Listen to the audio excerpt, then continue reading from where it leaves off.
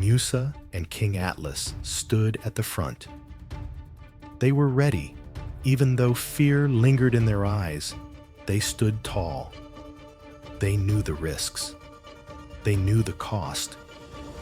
But this was the only way forward. Musa and Atlas had planned for everything, even the worst. Nala, along with the weakest and eldest lionesses, would remain behind to protect the cubs. They were to stay hidden in a small rocky cove deep in the valley, a place only Pico could navigate. Pico, the smallest among them, had a special role. He was quick, clever, and could hide in places no one else could. He knew he wouldn't be able to help in the battle, but his mission was just as important: to stay safe, and if the worst happened, to run back, deliver the news, and guide the others to safety. Nala was heartbroken. The fear of losing her father, Musa, and her entire family clung to her chest like a stone. She couldn't hold back her tears. With a trembling voice, she sobbed and begged. I can't lose you. Please, and just promise me you'll come back. Musa and King Atlas exchanged a solemn glance, their hearts heavy at the sight of her crying. Musa stepped forward, wrapped his paw gently around her, and pulled her close. Nala, everything will be all right. I promise you, we will come back. Believe in me. King Atlas stood beside them, his voice steady but soft. You have to be strong, Nala. You must protect the rest of our family. They didn't know what the outcome would be, but they had to say the words. For Nala, for the cubs, for the pride. They couldn't show their fear. Not now.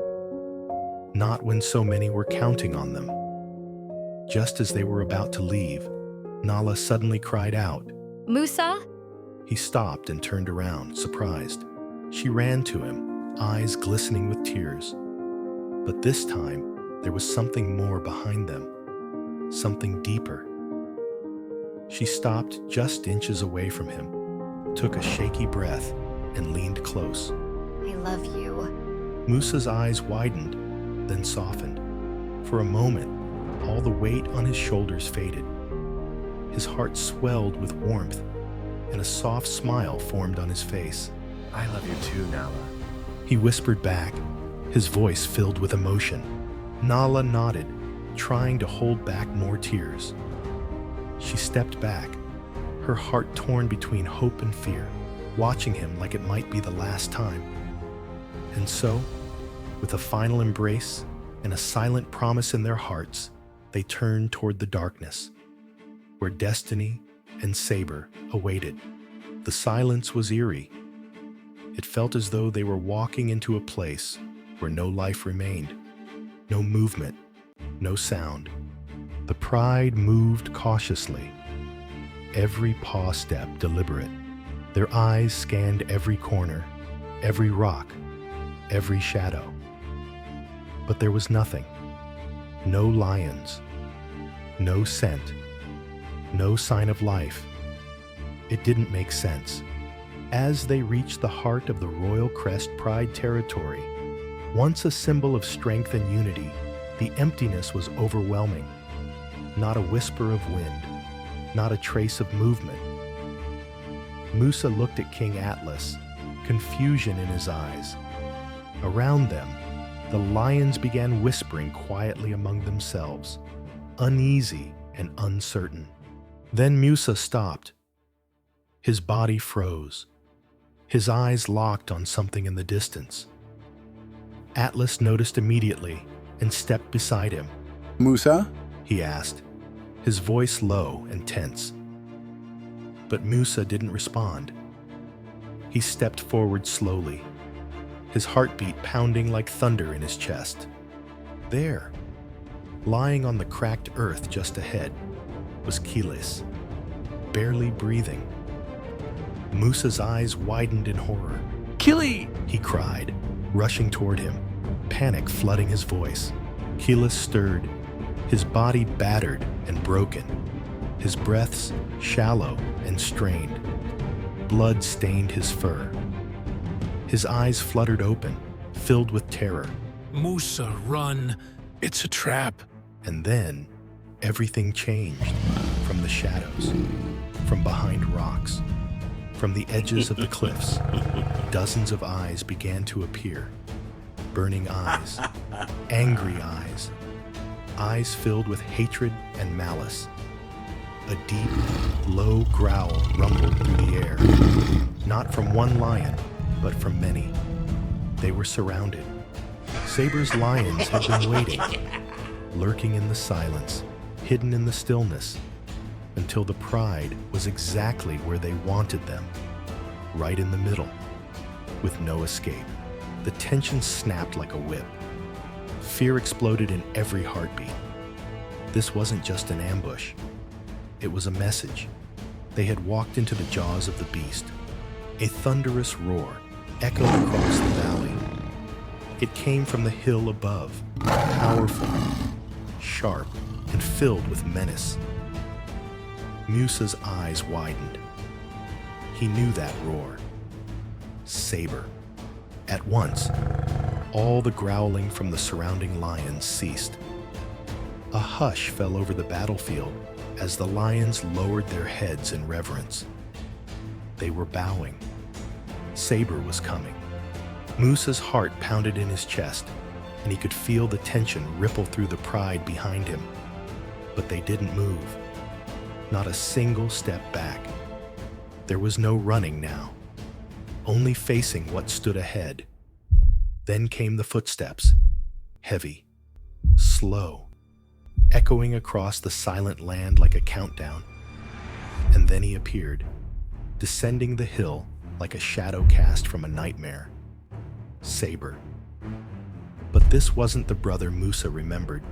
His body was bigger now, bulked with muscle, covered in ragged scars that crisscrossed his sides like a map of pain.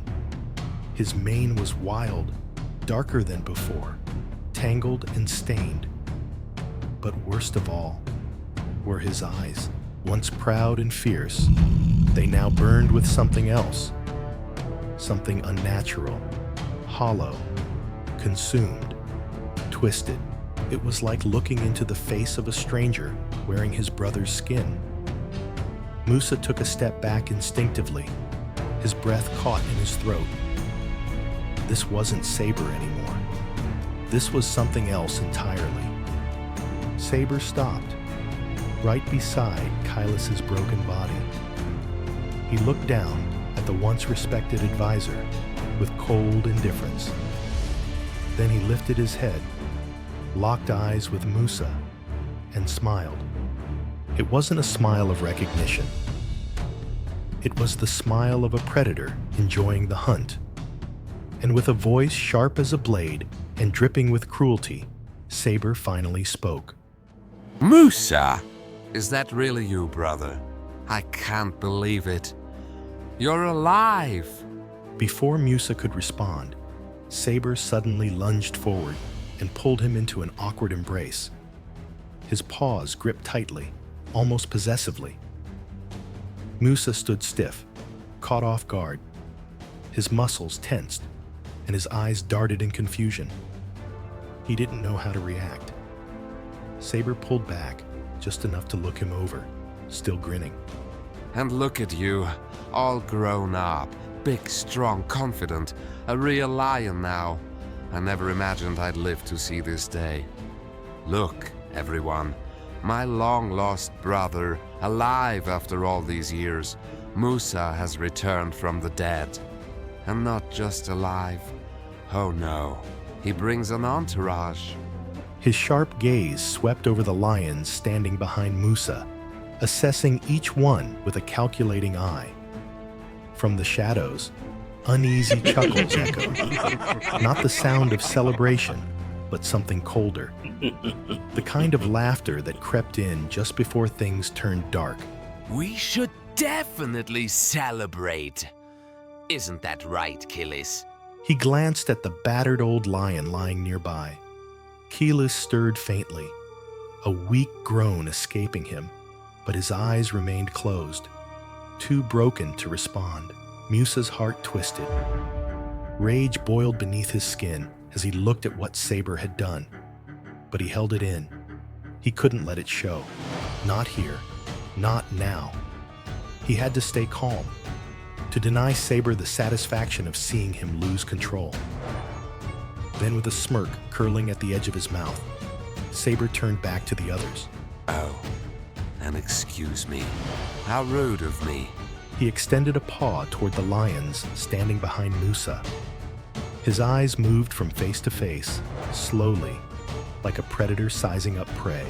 Welcome to the Royal Crest Pride.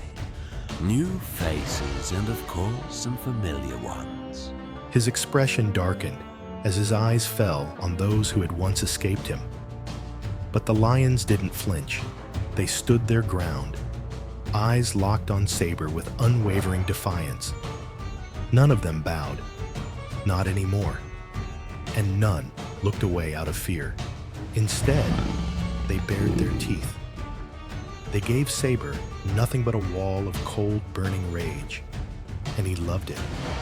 The fury in their eyes, the tension in the air. It thrilled him. Just as Saber opened his mouth to speak again, another taunt hanging on his tongue, Musa stepped forward. He had heard enough. His voice was calm, too calm. Saber? What happened to you? Saber blinked. It wasn't the question that unsettled him. It was the way Musa said it. Saber had expected anger. He had hoped for fear. He was prepared for hate. But this calm disappointment, this honest, steady voice that refused to tremble, it hit somewhere deeper. Somewhere he thought no longer existed.